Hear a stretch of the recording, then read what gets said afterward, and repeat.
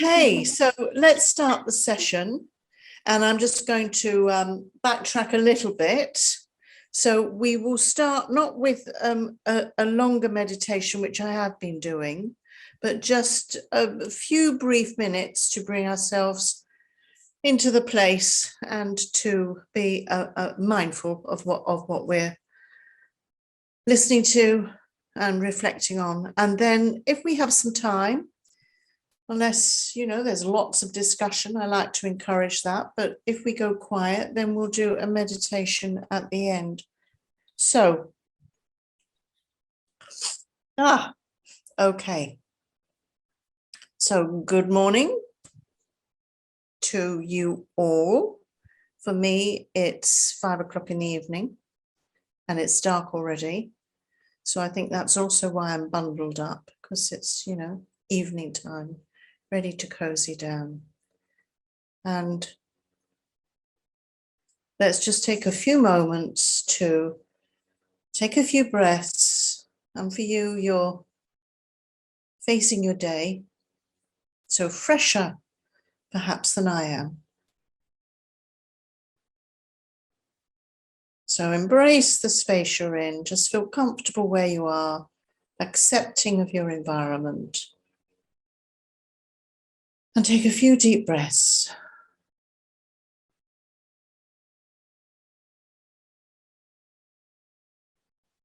And just to take a few deep breaths of clean, healthy air is a wonderful thing. And then to have some time and the space to engage with the Dharma is an incredible thing.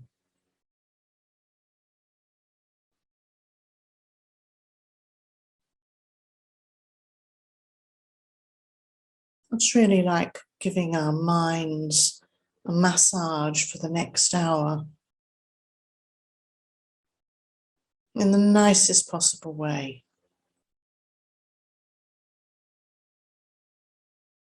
And we take everything gently.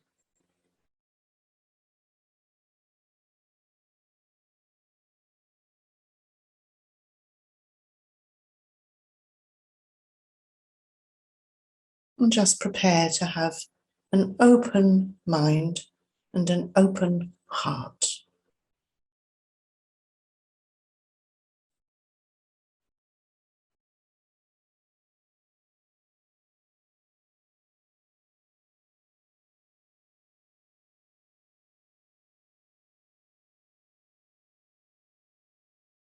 Thank you.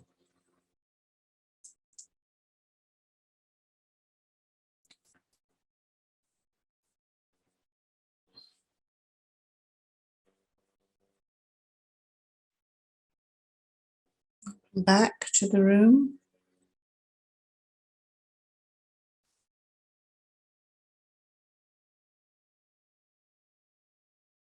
And let's begin by just doing a little bit of backtracking, because in these sessions we initially started talking about what we understand to be ego. And then that led on to last week, thinking and discussing our identification with, well, it was particularly our pets or other people's pets, how difficult that is. And then we talked about, children. So really it was the whole attachment aversion package, yeah? And understanding that why we are attached to our pets, our children, our family, the people we like, is because it is feeding our self-identity, what we understand to be our self. And then when we develop aversion for these things, and we were looking particularly at, I can't remember, is it Barbara's attitude to her friend's dog, how the dog was always there, you know, biting and barking, and it drove her mad. But the friend didn't see it at all. And it was this, again, this friend identifying with the dog, and then Barbara having aversion. Was it Barbara? I can't remember. Anyway, it doesn't matter. But one of you guys sort of feeling irritated with this, and us constantly being presented with situations in which it's either working for us or else it's not. And in those situations, we are dealing with attachment and aversion, and it's all about the identification of the ego. So this week, I thought we'd move on a little bit from that and look at, well, we started to talk about compassion and how having compassion for other people, recognizing that that person who is identifying with the dog, first of all, has a misunderstanding of her own ego. So instead of going, well, you know, maybe the dog's upsetting my friend, I'll do something about it. It's like, how dare you attack my, you know, how dare you say this about my dog? And then we get enemies arising, because that person is then going to see who was their friend as somebody who attacks them personally. It's not just a comment about, hey, can you ask your dog to stop licking me? It's a whole thing to do with your identity, okay? So this is happening every day in so many small ways. And it's often the small ways that perhaps that trouble us, that disturb our mind. So if we're talking about wanting to calm the mind and massage the mind, really it's not really looking necessarily at the big things that go on in our life, you know, the major life crises that we all face at some time or another. It's actually looking at the little things, because in any day, whether we go to the shops, whether we go out with somebody, whether we have a conversation with our sister, our brother, family member, there's going to be something that's said, just something that's said off the cuff that is going to irritate us or make us, what do they mean by that? Well, why was that person doing that? Because we strongly cling on, grasp on to this sense of ego self. Well, let's just get that very clear. It's a grasping onto the ego self. Now, if we were to release that grasping and just give some space in our everyday experiences, exactly as the examples I've given, then we could let go of what people say, let go of what people do, let go of what we hear on the radio or see on television more easily. And we often hear this phrase, letting go. And I had somebody say to me the other day, you know, I had a counselor always telling me I needed to let go, but how do you let go?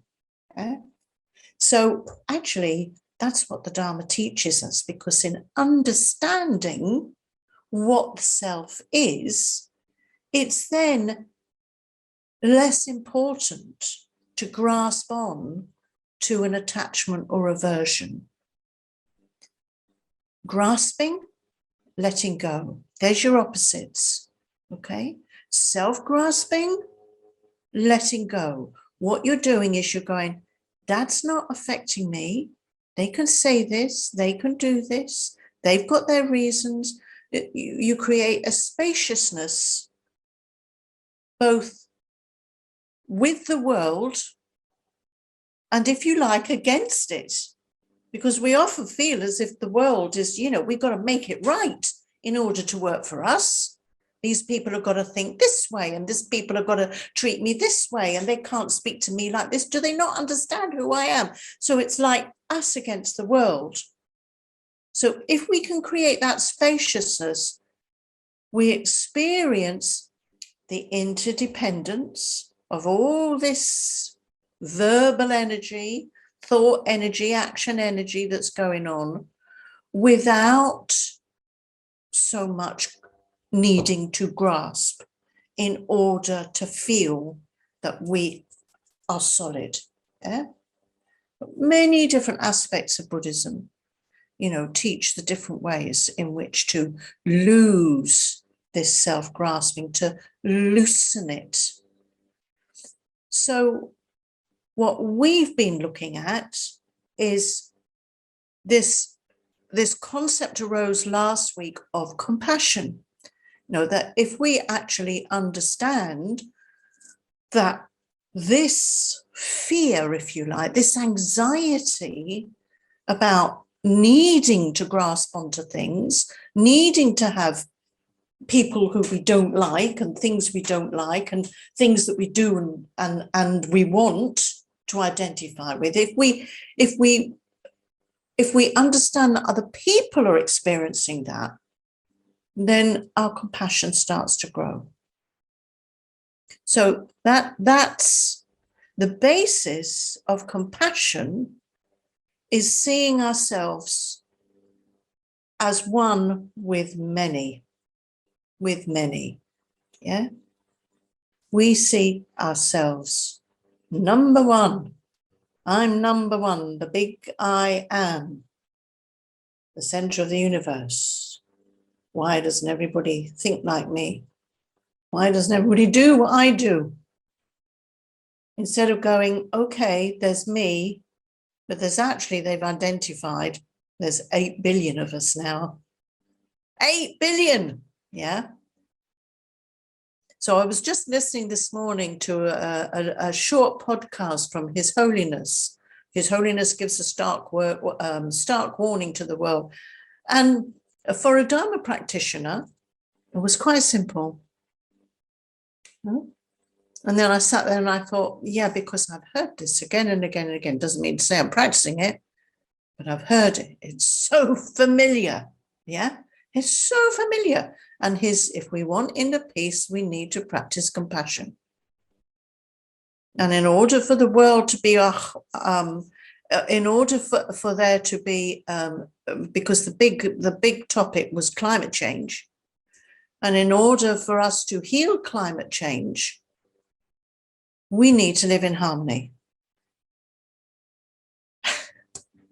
It's that simple, yeah? But of course, nobody gets it, because you have autocrats thinking that they know what is best for the world. But we're little autocrats.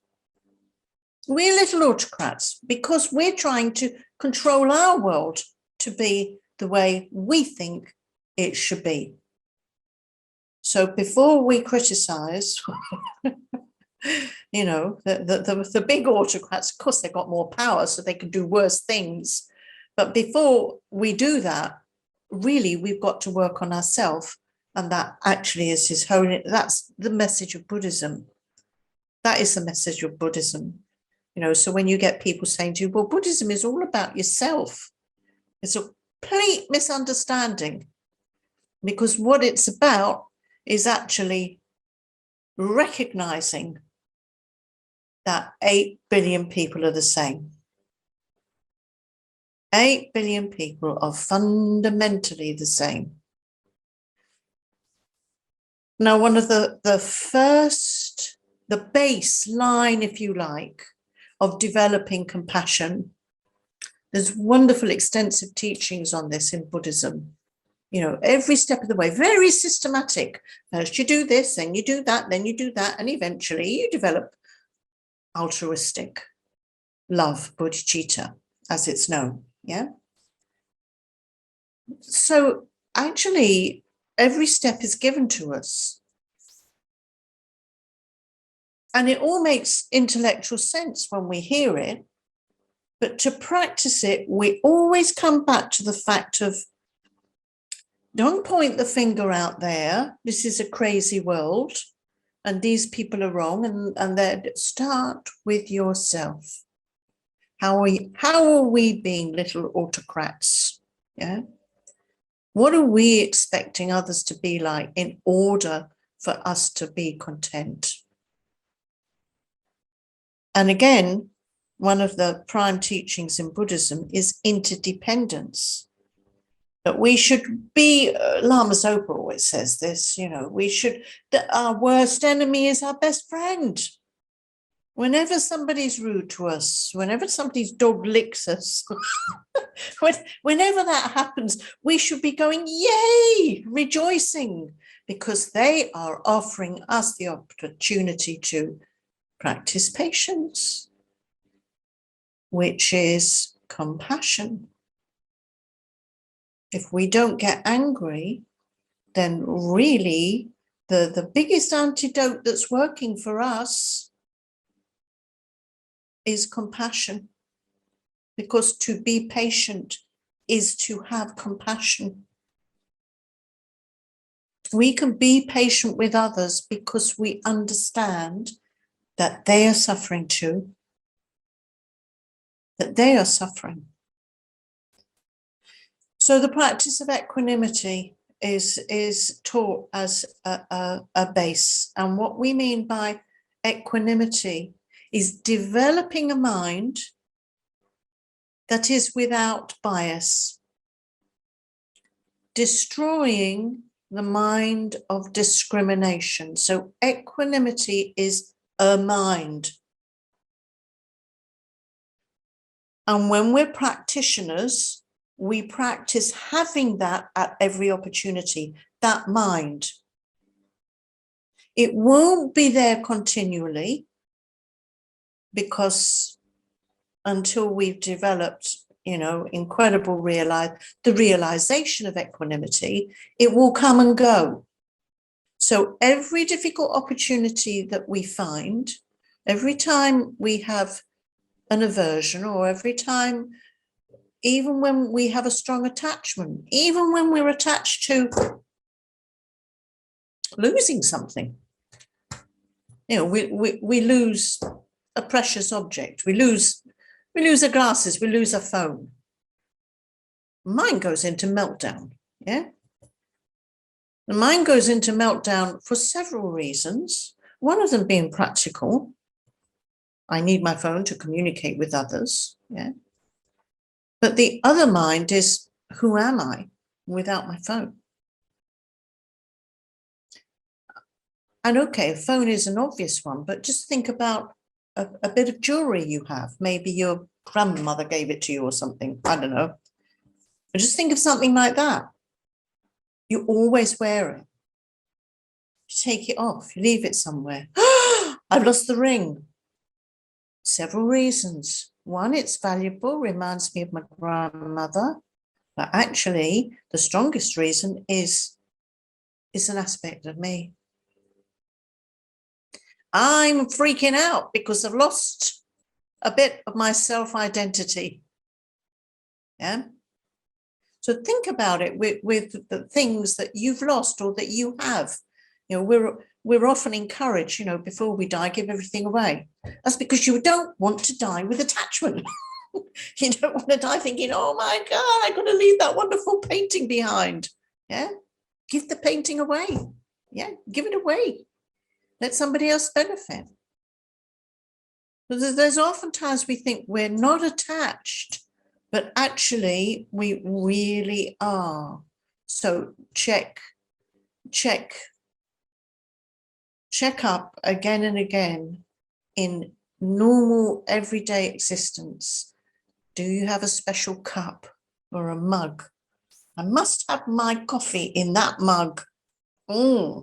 Danger. Okay? Or this is my chair. Well, you see it on holiday, there's people put their towels on the lounges by the pool. This is where I this is where I sunbathe. If somebody else takes it, they're outraged. Yeah, the day is ruined just because of attachment to I am in control of what is mine and what I like. So there's your letting go.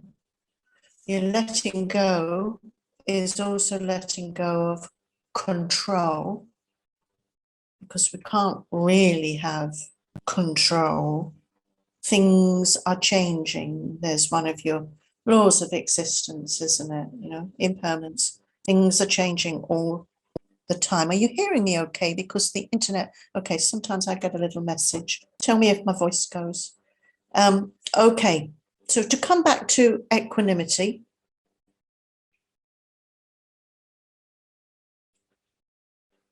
what we're doing with equanimity is really developing the mind that looks at all the ways in which we are the same.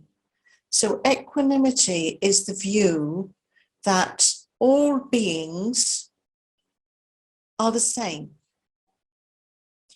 Now, this goes strongly against Western ideas of individuality, you know, of us being unique.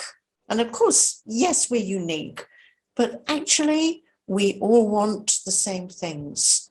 And the Buddhist phrase is wanting happiness.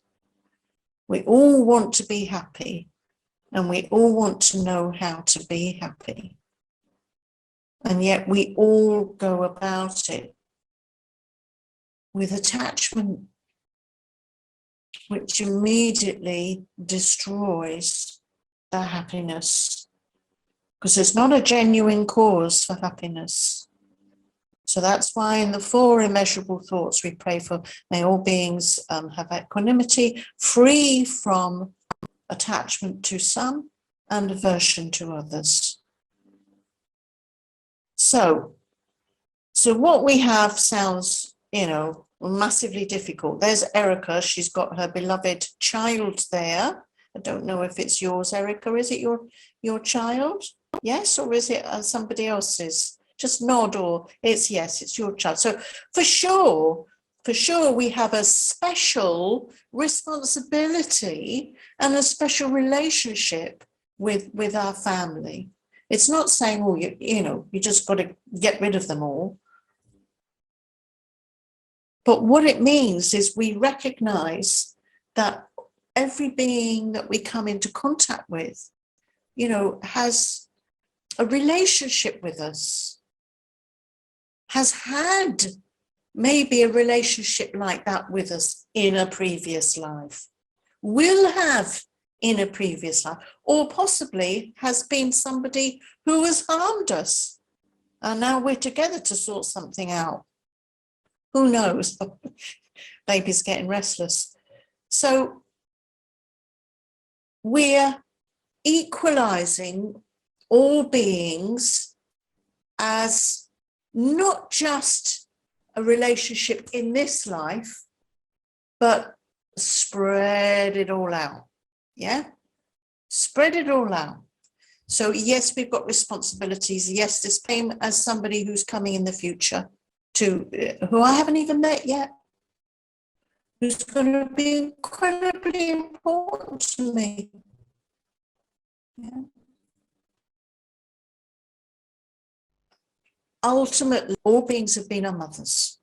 Now, that is often hard for us to hear. So you can change it to being important to us. But, you know, the Tibetan Buddhism is all beings have been our mothers, which kind of blows the mind, because what it does is take you back billions of eons. This continuous, you know, impossible to imagine time span forward before we become enlightened. And that we're all kind of like in this sea, swimming around, bumping into each other. A bump like this is one lifetime, and then we're swimming away and we bump into others, and our karma is coming together and separating. It's a big dance. It's a massive, massive dance of not just humanity. So that, of course, is difficult to get our heads around. So when we practice equanimity, yes, in our minds we go, you know, may all beings be happy. And yes, we are equal with all beings. But in our daily lives, it's natural that up, yeah, with those we are working with today, the boss who is a bully, the partner Ondy, who is demanding. Ondy, Yeah. Yes. your video is breaking up a little bit, and occasionally your audio is breaking up as well. Yes. It said that it was unstable. The message has gone. How is it now? Your video is still off a little bit, but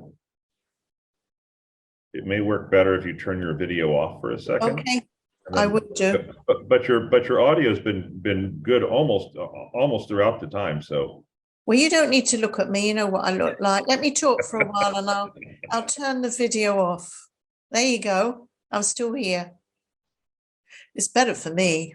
It's really weird looking at yourself, isn't it? I always find with Zoom, oh my God, is that what I look like? Okay, so where were we? Yeah, we're talking about swimming around and our karma. And yes, to the beings we come into contact with today, the boss, the partner, the parent who's very needy, getting old, and we're having to do all kinds of jobs for them, maybe. The child who never gives us a moment's break. We love them to bits, but they're taking of us. So these are the opportunities for equanimity. So I think it's quite a good time actually to do a meditation, and then we'll have some discussion. Okay? So there is a very standard meditation on equanimity, which you may well know, but we're going to do it again, having listened to this and perhaps bringing some freshness to the experience. And what we do is we use visualization, and we visualize somebody who's a friend, somebody who's a stranger, and somebody who is an enemy. And then we deeply analyze whether they're any different, yeah, to us. We really kind of equalize them for ourselves. So let's have a go at this, and then we'll have perhaps 10 minutes or so for a little bit of discussion. And you definitely don't need to see me for this, because you're going to lower your eyes. Take a few deep breaths. Find a nice posture which is comfortable but alert. Unfold.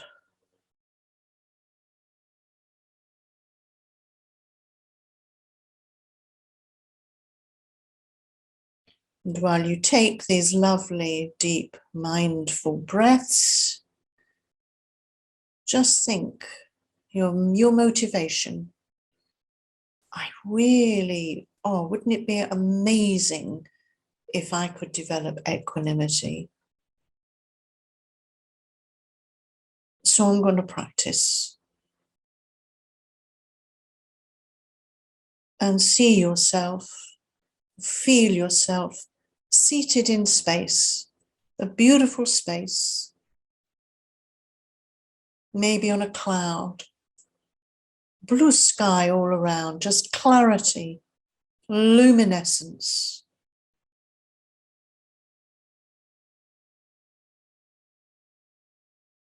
And you do have this quality of inner peace, this quality of patience and compassion, because your mind is open to considering incredibly profound thoughts that are going to shake you, wake you up.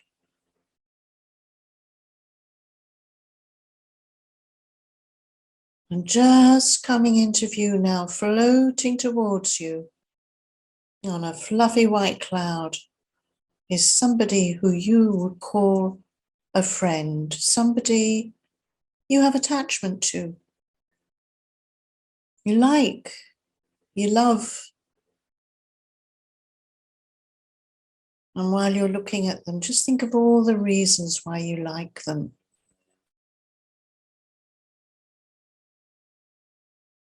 Perhaps they make you laugh. They don't give you any trouble. They listen to you. You've known them for ages. You can talk to them when you have a problem.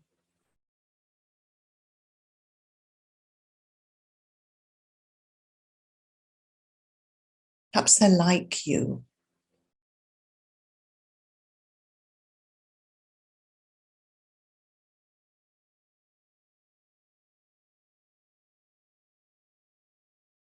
I really value that. There's no suggestion that you need to deny their incredible friendship. But let's go a layer deeper.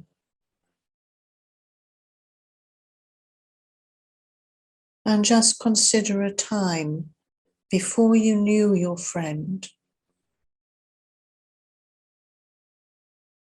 before you knew them. They were not your friend then. They were waiting in the wings of your life. You didn't even think about them.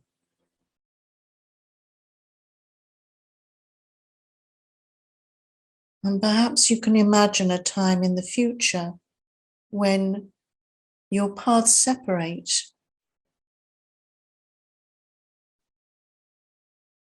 You might think, no, they'll always be my friend. But the reality is, some people we were so close to at school, we never see anymore. Or the partner we were so in love with and did everything with, we don't like anymore. Perhaps we wouldn't even recognize them if we saw them now.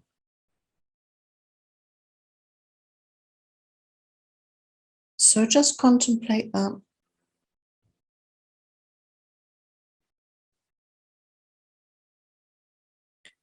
And what if they did something? They betrayed you.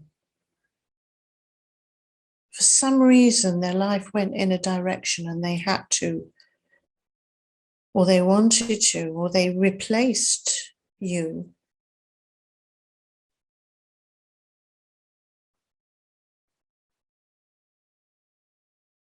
So what we're really looking at is, are they inherently friend? Will they always be your friend? Or is it just really for quite a short span in the history of the world?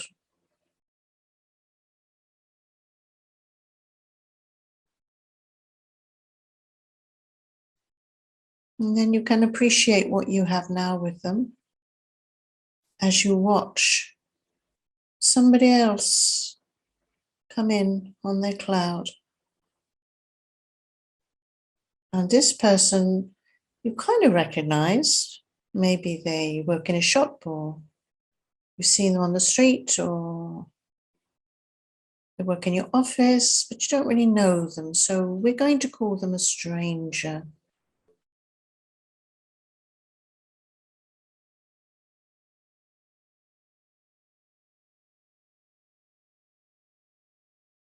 Might they become somebody who's a friend?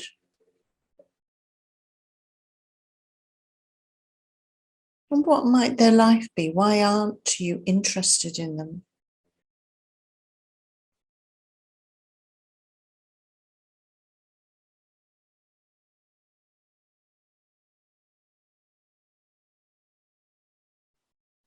How are they different to you? Do they have friends? Do they have family? Do they want to be happy? In what ways are they different from you, really? Different likes,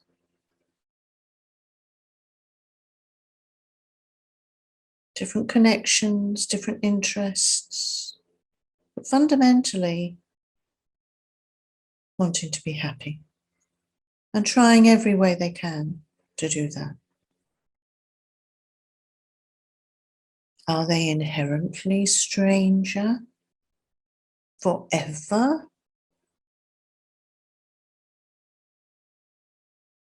Is it possible that at some previous life you knew them better, and that in some future life you might even be their mother? Wow, that changes the dynamic, doesn't it?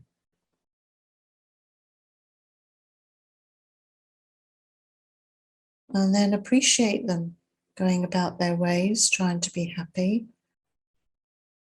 and generate compassion for them. They're different to you, but hey, you want them to be happy and free from suffering. Why would you not?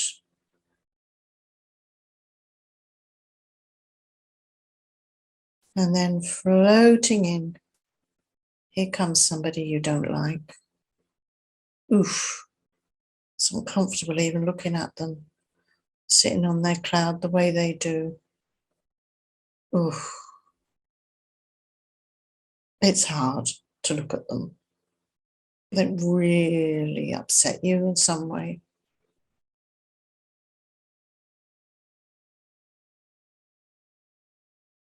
What have they done?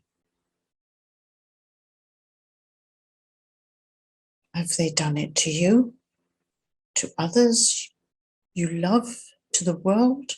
What is it that they're doing? And honestly, why do you think they're doing it?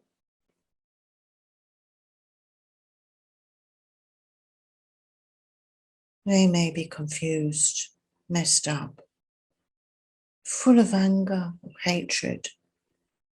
Oh, that's something to feel compassion for. No inner peace, and therefore no possibility to be kind to you. Or maybe they have strong aversion to you because they've had strong attachment to you, and you epitomize everything that hurts them.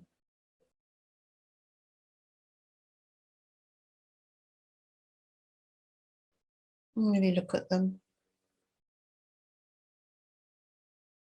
Do you think they've always been like this? And they were that sweet little baby in somebody's arms? Did they have a plan to ruin your life? Or is it just out of confusion and just not understanding the way things are?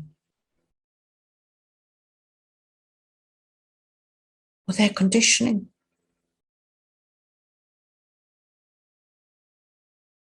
Poor things.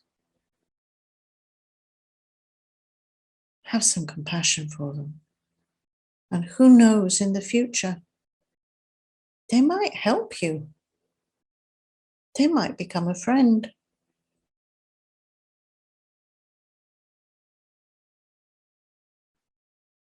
Or they might become your mother.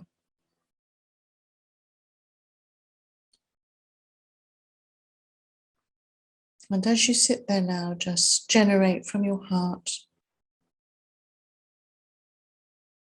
equanimity for all these three. Just see them in the same big sea as you, swimming around, bumping into each other for karmic times,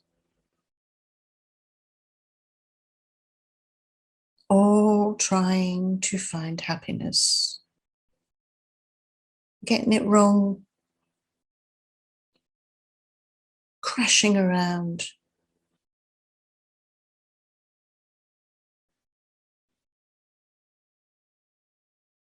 And yet,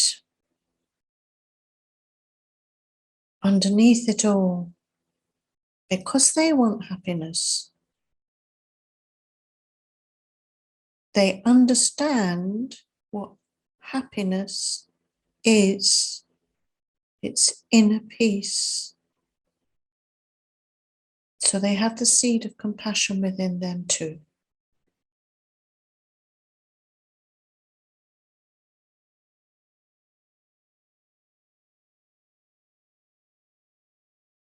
Send them all equal love. Fill them up with light and inner peace.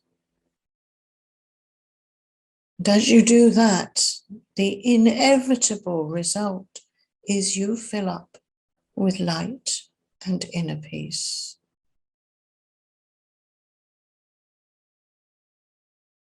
And that's what we call harmony.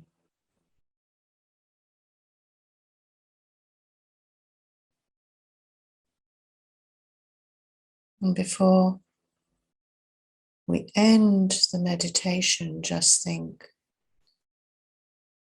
I'm going to try and recreate this sense of mental harmony in my life by practicing equanimity whenever I think of it. Because this surely is the foundation for developing genuine compassion.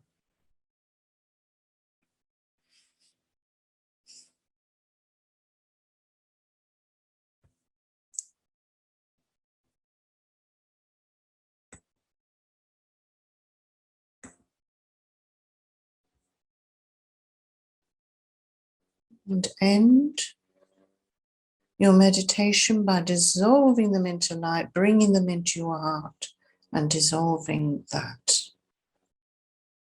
And finding yourself back. Here we are all together.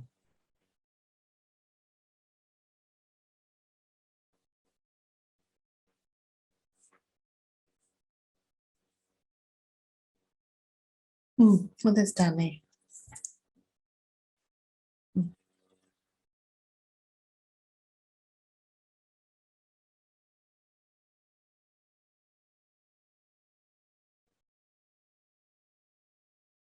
Okay.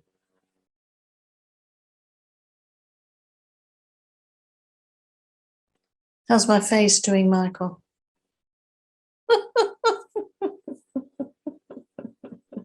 Okay, I would say like the Queen, but that wouldn't be a good thing right now.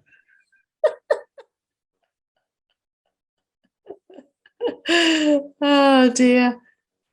Yes, I have some students that used to joke I was the Queen of England. So it must be the voice, although hers was much more English. Do you wave like this? I can do that. You like that, do you? That's the way they wave, so they don't have that turkey thing under the arm. That flappy thing under the arm. The flappy. So you wave like that so you don't have that. I've read that somewhere. Oh, really? Oh, I see. Okay, well, that's useful to know.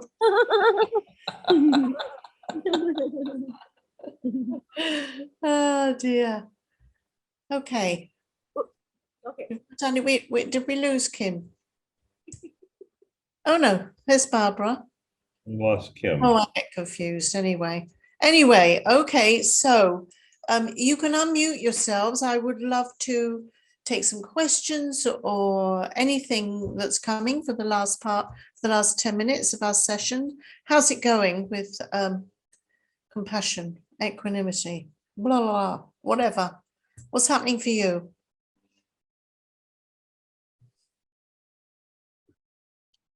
It's good, actually. We're on Monday night. So last night there's a class by Venerable Karsten on karma, and on Sunday night Eddie Pete is doing a class, and he was really they've really been talking about this to some degree, and one of the things that I find is that you know, with friends, it's like, oh, they're like me because. because we play football, because we hike, because we went to school together, because we live in the same neighborhood. And the thing about other people is they are other. They're not Yes. like me. They are other than me. Yes, yes. That's And- absolutely it. That's it. Precisely the point we're making. Is that, and that's where the attachment lies, is we gather and it makes us feel good. But what we got to do is balance that out, because there's nothing wrong with having friends. It's just be aware. It's just about being aware when we discriminate. And we discriminate so quickly and easily. You know, if we go to a restaurant, where do we sit? We're immediately assessing, you know, who's around us and who we want to sit near and who we don't. If you know, wherever we go to a pub, I know you don't have pubs over there, you have bars, but you go there and you kind of look around and you think, oh, I'm not going to sit over there. They look a bit blah, blah, blah. And so you choose where you're going. We're doing it all the time.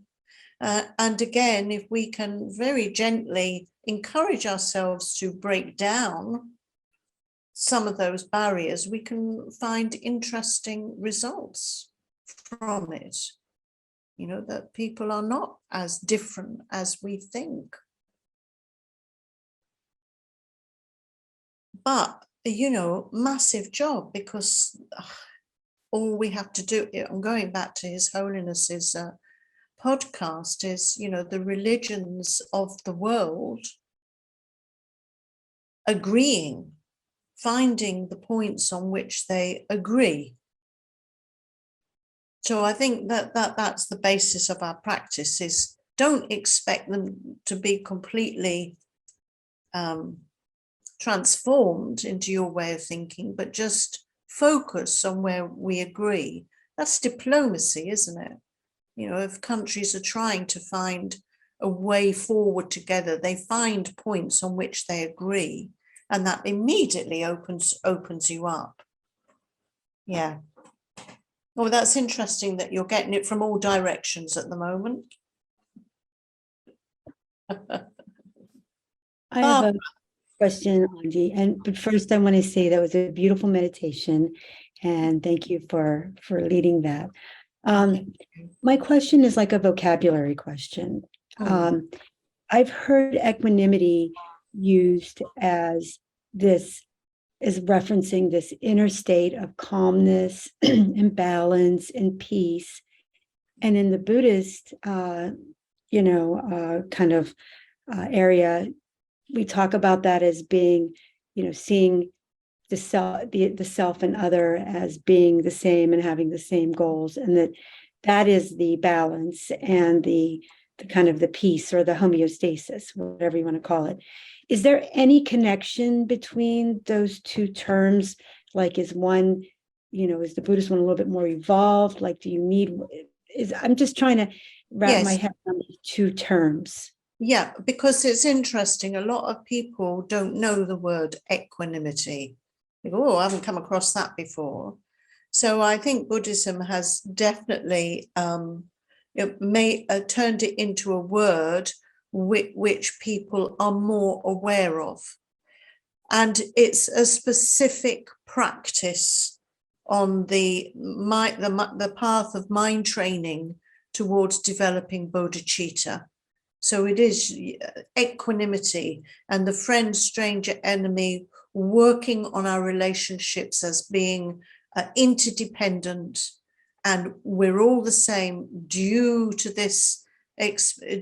understanding the nature of consciousness and it crossing all lives. So if you have a one life view, that's going to be hard to develop the Buddhist concept of equanimity, because you're like, well, you know, I've got my mum this lifetime and no other mother. And that person just wants to destroy me. So they're definitely an enemy for this lifetime. So it becomes more hardened. So the Buddhist understanding or teachings on consciousness and the beginningless, endless nature of mind enables us to embrace the Buddhist concept of equanimity, which also enables us to further on that path of training the mind towards developing bodhicitta. Yeah. But when you look at the concept of equanimity that you're talking about, this sense of inner peace and calm, it's really no different, because even if you understand, even if you don't understand the Buddhist concept of equanimity, that sense of being at peace and calm comes with a harmonious attitude towards others anyway. You know, it's very difficult to have inner peace if you've got some problem going on with somebody, because that's yak, yak, yak, yak, yak in your mind, in your ear all the time. So, you know, in those rare moments in life where you think, well, that was a nice day. I had a lovely walk with so-and-so, and, you know, this person seems to be fine. And, oh, I've got this lovely sense of equanimity. It's usually because of that. Yeah. Or you take yourself off into retreat and you find this inner peace because you have no acrimonious feelings towards others. It's recognizing the complete dependence we have on our relationships with others to bring us inner peace. That's key. And I'm going to do some promotion here. Terrible promotion this is, but I feel it's relevant. My son wrote this book, and you can't see it properly, but it's called Why Mindfulness is Not Enough: Unlocking Compassion with Equanimity. And his name is Dr. Joey Weber, 1B. And he has a website called Equanime. And Equanime is EQUANIMEE. But this was his PhD, basically. So he published his PhD and he chose this topic. So it's very relevant. I justify the promotion by saying it's very relevant. And, you know, it's not, well, some of it is dead easy to read. It's got some little illustrations. It's not a thick book. You can get it on Amazon. I shouldn't be doing this, but it's relevant. It's totally relevant. Yeah, it's totally relevant because it is opening up a door really to, well, and it says unlocking compassion. That's appropriate, but it is this idea, which is essentially what I've been talking about this evening, is in order to develop compassion, mindfulness, which is taught in the secular world so much now, is not enough.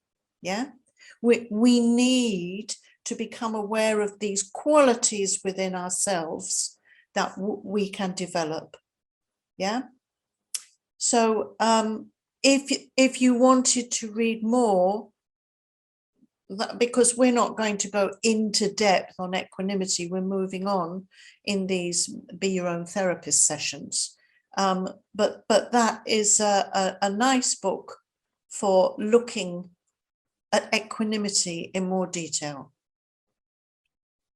Thank you for that reference, Ondy, because I've found that, you know, if you look at the four sublime attitudes, loving kindness, joy, compassion, and equanimity, it seems to me like there's lots to be written and lots to be found and lots to be heard on the first three. Yes, but not on equanimity. It's really hard to find things on equanimity. Absolutely. Yes. And that's absolutely right. So thank you for raising that, Michael, because Barbara, what you're saying, it is reflecting that as well, is that it's used in different ways. Yeah. So for sure, have a look at that, or at some of his podcasts that he's done with different groups. You know, the Foundation of Developing Compassion and Wisdom, which is the kind of secular part of the FPMT centers. FDCW. They've asked him to speak, so you can actually, you know, check him out on, I don't know, YouTube or whatever. Foundation of Developing Compassion and Wisdom, FDCW. It's a growing part of the FPMT centers, because obviously, you know, there's a lot of interest in secular people for things like mindfulness, and his comes into that. So you can check him out. Yeah. Yes, I already went to Amazon and I typed in why mindfulness is, and it gave me two quick choices: is not enough or is better than chocolate. So please Well, let your they're son, good. please let your son know that I chose his book. You chose that. The other one was tempting, but I picked, Very tempting, very tempting. and I'm looking forward to reading it over my Christmas break. So Yeah. thank you for the Good. recommendation.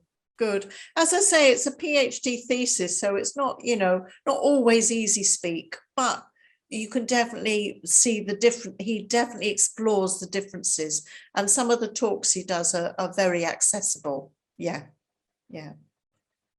Okay, do we have, oh my goodness, it's 6 o'clock. Do we have any last points or questions? Are we happy? Are we feeling equanimous? Well, enjoy your day. I hope it gives you lots of opportunities. Thank you so much, as always. Really looking forward. I bought my ticket now for Santa Fe. I'm coming, you know, for February, so that's great. I look forward to meeting you all. Well, I hope in person. I know you're all over the place. Coming up from Sao Paulo, Erica. Anyway, thank you. Thank you so much.